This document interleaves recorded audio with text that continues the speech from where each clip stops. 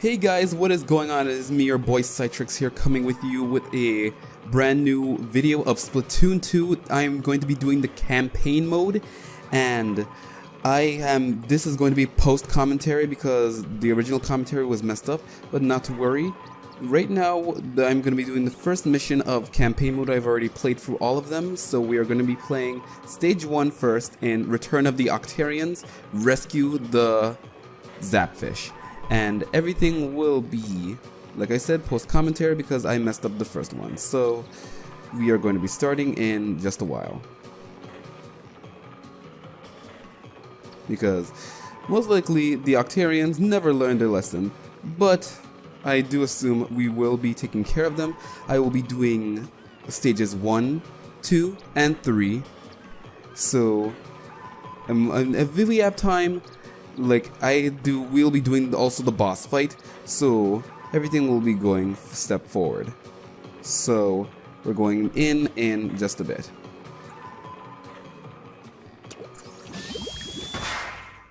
Alright, here we are in the main stage starting now.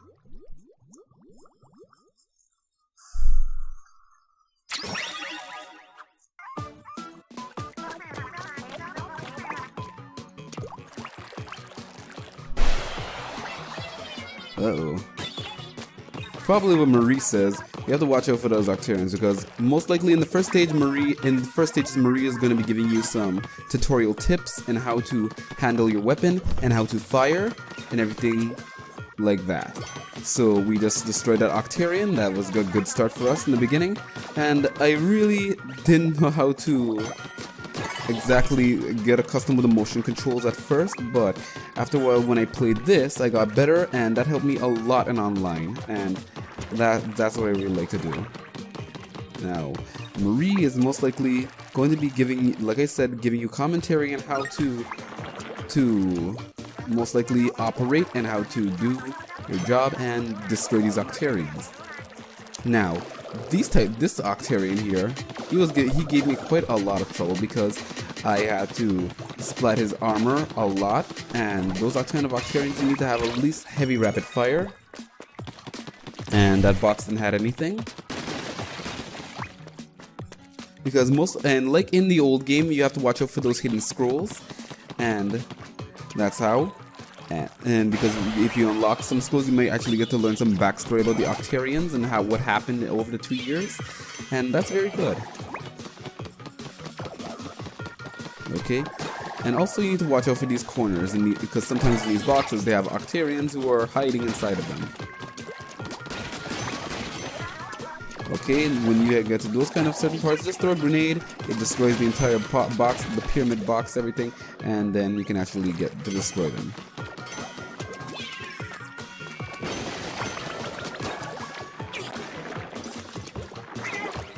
Alright, now, to restore your armor in these kind of cases, just need to swim in your ink for a little while and it automatically heals you. That's basically the same thing we have to do in case you, like in ink battles, when you get inked, your screen gets a little blurry and then your HP goes down a little bit. But not to worry, all you just need to do is just swim your ink and that gets rid of the excess damage you have on it. And that's what you got to do, just bathe yourself in your team's ink. Now, here, that little balloon thing you're looking at right there is a bloatfish, and it's good to have a bloatfish for a specialized splat out, and that's very good. Now, we reached a certain part where we need to find a key, and this is where the trouble will begin. Octarians hiding the keys. And it wasn't really that bad. I guess I was over-exaggerating about it being that bad, but it's kind of sometimes put up a challenge to find who the right Octarian is and who has the key, but that's most likely how everything is handled.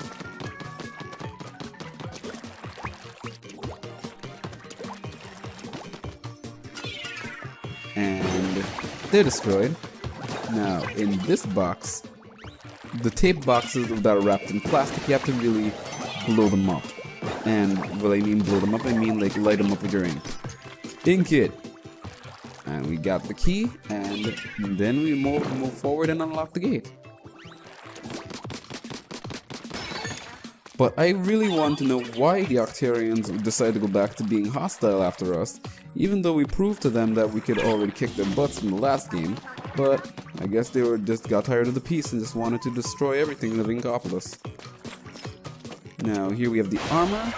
This armor is good to equip, and it also helps reduce the damage, but also be mindful. This armor is still not invincible. It's not invincible. It can easily be broken. Okay. And we have another pesky item box we need to break with ink. And when you will get that, you also get power eggs from those things. Like I said, the armor isn't invincible, so you have to watch out for those pesky Octarians. Also, I've heard that if you manage to complete the campaign mode, you actually manage to unlock your agent gear in online mode. And I'm not really certain if that's true or not. Maybe you need to do a couple of missions and unlock it, or they'll just either show up in the local stores when you've beat the campaign. But like I said, I don't know. Okay.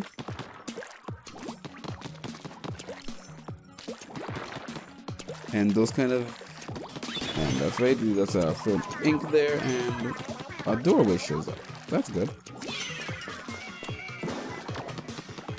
That's fresh. That's off the hook.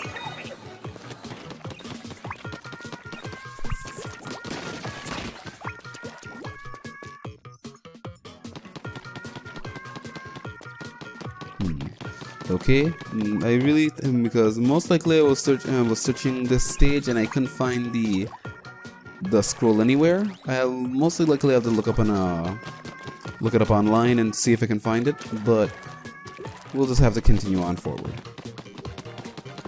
Now here you guys have to watch out for, because while you're aiming, the footing is not that good, so I fell a couple of times the first time I played it, and everything will be fine as long as you don't fall off. I'm sorry, that's my dog.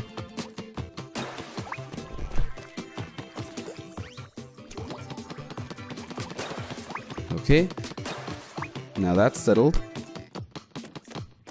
Can't really write down there.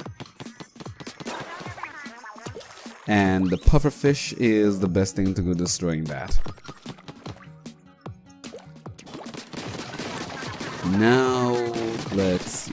Oh, this Octarian here is a problem, but yeah, well, the good thing you have to do is just sneak attack them and blam, they're dead.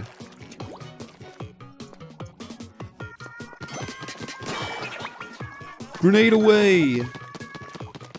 Another pufferfish. Oh, and it was an ambush. No surprise there. But these Octarians are stupid. Cute, one would say, but stupid. And more armor. And a special. The Tentamissiles. And like I said, the campaign mode is very good for online training. If you want to if you really want to learn how to use their specials more effectively, they will give you tutorial levels on how to properly aim and use them. Like this one, for example. The Tentamissiles are really, really hard to use sometimes, but it's really hard because your opponents swim around and it makes it very hard to lock on them. Hold on. My dog is really, really trying to be pesky right now, and just she's really an attention hog, and that's what I don't like about her. Okay, so now we have 2 keys. One, we've unlocked a can of caviar. Either caviar or what's it called? Anchovies? I really don't know. And here we are at our goal with the Zapfish. Now, when you clear the levels, they will give you dummies in substitutes of the real thing, just because you've already collected them.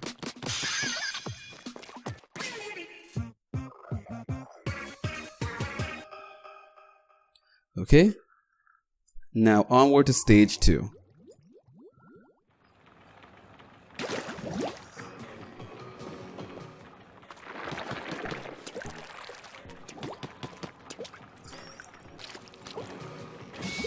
Alright, And here we are in welcome to Octopia. Summer wind rises.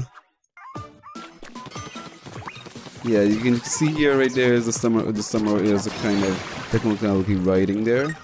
And here we are with these sponges. If you guys notice, they do have some of these in the online mode, and what they do is they serve as some kind of barrier to protect you from enemy ink, but they're depending on your color. However, the ones in online mode are coated with your color, and they only increase in size if you squirt them with your color of ink. But if it's an enemy color ink, then they will shrink. Now, if the enemy, like I said, they are good for barriers. However, they won't last very long because they are only made to they're only made to serve as your barrier for your ink. But however, if your enemy sprays them with their ink, then that means they're going to shrink and you will be left defenseless. So what you have to do is basically you just need to keep inking it to keep it in size, and then when you see an opening for your enemy's attacks, you take them down and ink them. That's basically what I do. Also, for my favorite stage online, I really don't know, but I guess my favorite stage is, let me think. That's a really good thing I have to think about. Okay, so far for the main stages, my favorite stage is Humpback Pump Track because it's very wide open area and doesn't have very much walls and stuff to block and get in your way. There are alleyways and dividers, but if you can manage to get a hold, if you manage to know the place very well, then you won't have to worry about navigation. And this pesky Octarian here refused to die, but we still killed him.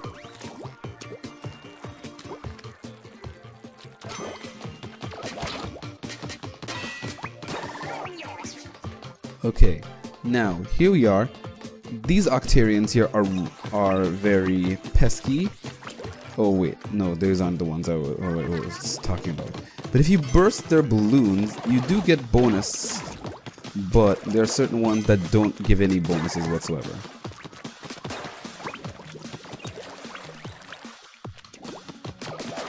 Okay, now we reached another checkpoint, and these things here, what you have to watch out for, those things in the wall are the squeegees, and they are, whenever they sense your ink, they will vacuum it up like a vacuum cleaner and make climbing walls very explicitly more difficult. So what you need to do is most likely cover a good range of the wall, so if faster, then it can actually absorb your ink, and then so because those things will just be a pest and they will cut you off. Okay, now that you move on, you just have to keep on climbing, and you will encounter a couple of Octarians like I am at the moment, and they will break your armor if you're not too careful. Okay, now up here, if you look carefully, there is a...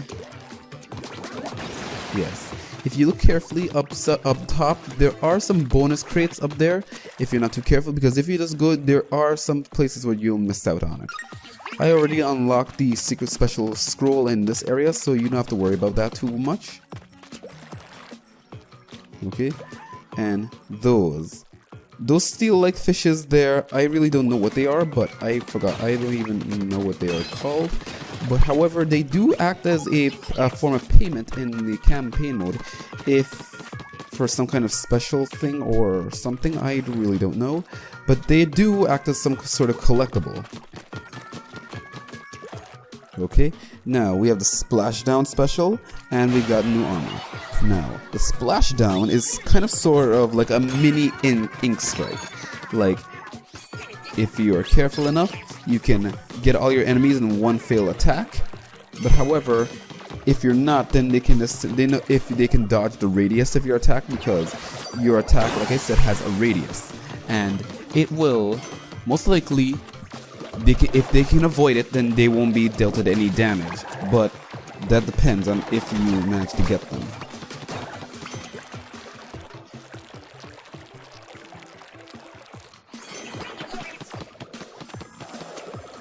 Now the Octarians are down in this level quadrant, and I will almost be moving on. We've reached another checkpoint, and let me see. Now, the biggest thing I really want to talk about here is what is your favorite weapon? Now, my favorite weapons are, well, I can't really say, but I never really got the weapon yet, but I like sniping a lot. But the splat charger isn't really for me because it doesn't really have a built-in scope or anything. But what another thing other than the sniping I rather do is I'd rather either take on the splatter scope, because that's the only thing that has a scope and has accurate aiming. And also, what else? Also, there's a splatter shot, the regular one that has the splashdown attachment, because those things have good. It may not be fast enough in firing range, but they are good in. They are good in decent amount of damage. Another thing is the inkling brush and the Octo brush, and they are quite good in close combat fight. Because there are the DCL content of the game, and I really did appreciate that a lot. Also, and what else I like is, let me see, what else is the air spray. And the air spray doesn't have that much damage, however it does have a good amount of fire rate, and I like it. And that's the only kind of weapons I seem to like. I do try out a lot of weapons when they have new in Sheldon's armory to see if they actually do fit my playing style, but if not, then I'll just stick to what I do best with. Okay, so we finished number 2 and we're moving on to number 3.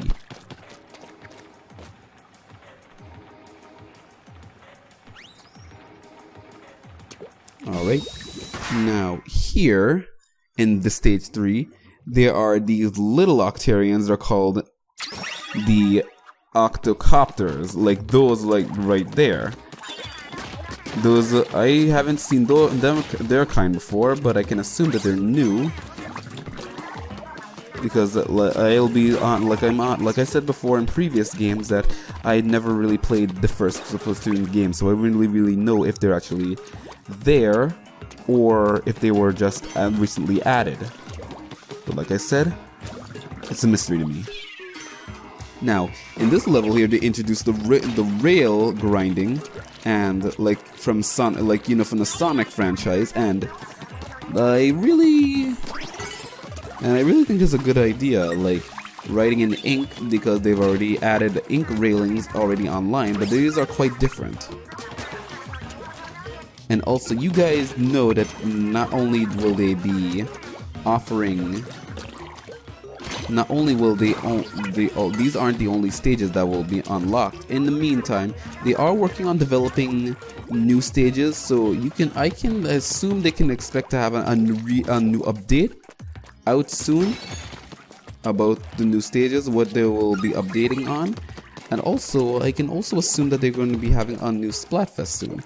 Now, I really don't know what the new Splatfest will be based on. I really don't know, because most likely they've already come up with a lot of which one for the online mode, if they had like if it was anything gonna be like the cake and ice cream one. I really hope it's gonna be like that, because I was a little bummed out that I already said, if you guys have watched my video, I was rooting for Team Cake. And you guys know Team Ice Cream already won. To be honest, I was a little disappointed that Team Cake didn't win, but it's what the people wanted. I can't argue with that. And I can't really argue with that. It's everyone's choices. Our ice cream was better. We have to live with it.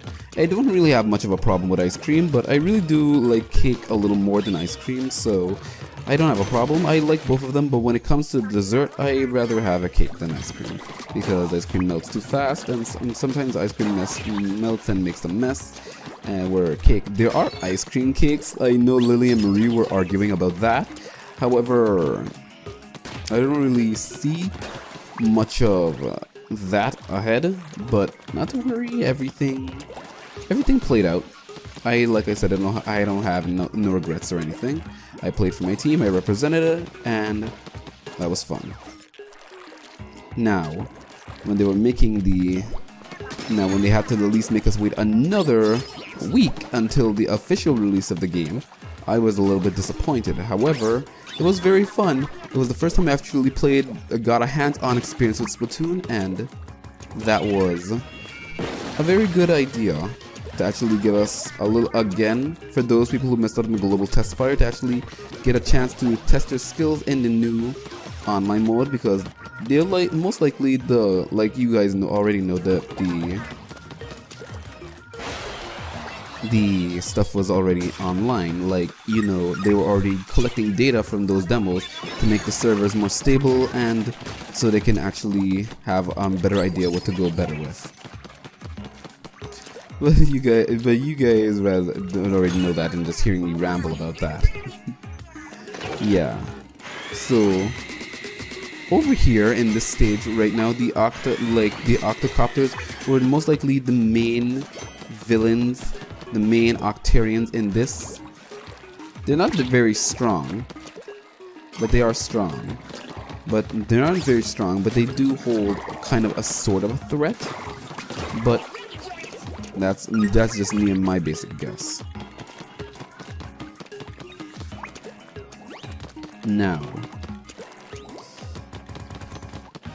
okay, now here we have the twin-tail Octarians. Those guys are more higher quality and caliber than the regular Octarians, because they like if they are upgraded, they can rapidly fire, and that kind of pose a threat to you if you're not well equipped or not well prepared for them. So my best bet when it comes to a group of Octarians, to take out the twin-tailed Octarians first before they cause you any troubles. Now, here is where the dicey part comes into. If you're not fast enough to dodge that, then you can't really win. And here we are at our goal with the Zapfish, and we cleared stage 3.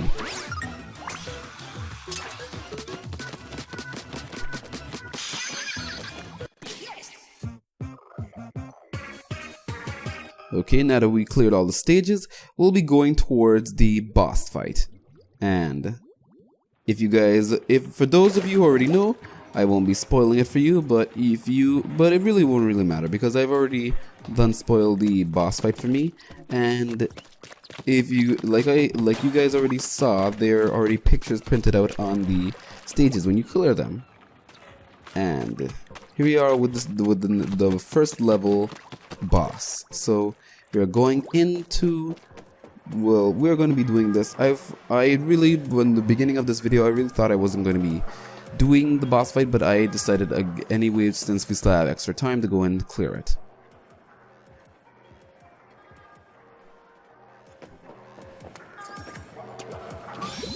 Alright, and here we go.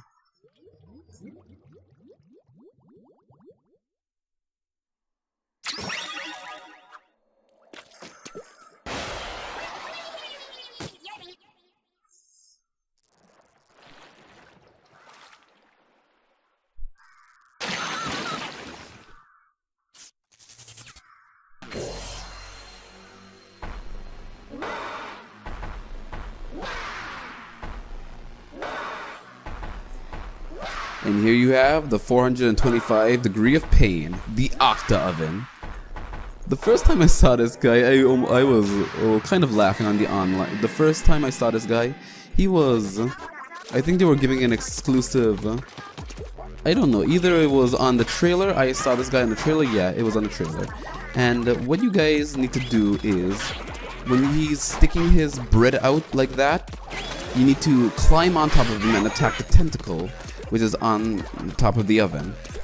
And you need to keep continuously doing this 3 times. So we've done the first time, and now he's going to be, when every time you splat his tentacle, he's going to be improving and equipping more weaponry onto him. So what you need to watch out, because once he's like that, he will be sticking out more of his loaves, and that will just make it a lot more difficult. Now, like I said before, you just need to ink the bread and attack it. But like I said, it's not gonna be super easy unless you know what you're doing. Unless you know how to ink it, then you don't need to watch out for that. But eventually he gets a little overwhelming if you're not too careful, because he is continuously covering the battlefield in his own ink, and that makes it a little difficult to move around him. But if you can just avoid him long enough and until he can stick out his loaves like that, then you strike, like I said.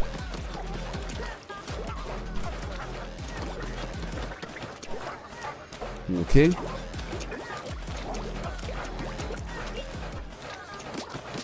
And now, here's where things get difficult. Once you get to this third and final part where you need to ink him, he will equip his loaves with metal parts and with metal layers, and you know your ink will not stick onto the ink, to the metal part, because those eventually it's stainless steel, and you won't be able to get onto it. So he's just trying to make it a little bit more difficult for you to climb on top of him. But nevertheless, he still leaves some of his loaves unprotected. So just watch out, because those loaves are way too underdone. Because nobody really likes octopus bread. Like, who would really eat octopus flavored bread? Maybe Japanese people. No offense to anyone Japanese in the audience, but most likely it would be if you consider it a new form of sushi. But yeah, so eventually this guy is down and he's toast. Like, literally, his loaves are totally toast.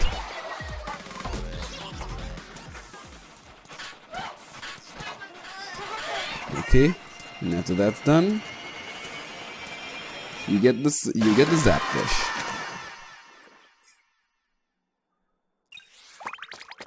And another level cleared.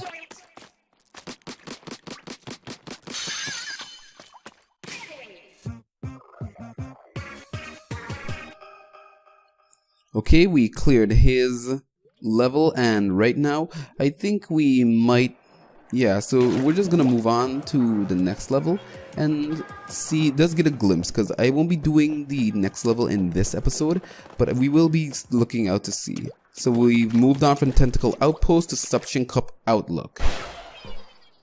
To Suction Cup Lookout, my mistake, sorry. And this place is a little bit more challenging, but you need to clear all the kettles in this area in order to move on to the boss fight. But, like I said, I'm not going to be doing it this episode. And hopefully I will be doing it in the next episode, and you guys will get a glimpse of how we will be doing it. I will try to upgrade my weaponry, because right now I think my weapons are on level 1, and I don't really think it's going to be cutting it in this. It won't cut it in this level of difficulty here. But not to worry, everything will turn out just fine. So if you guys had enjoyed this video, please leave a like, leave a comment in the description below. Let me know what you guys are thinking, and also subscribe to my channel for to keep up to date with my gaming content. And I'll see you guys for some more Splatoon 2. And this is Cytrix, and I'll see you guys when things get freaky.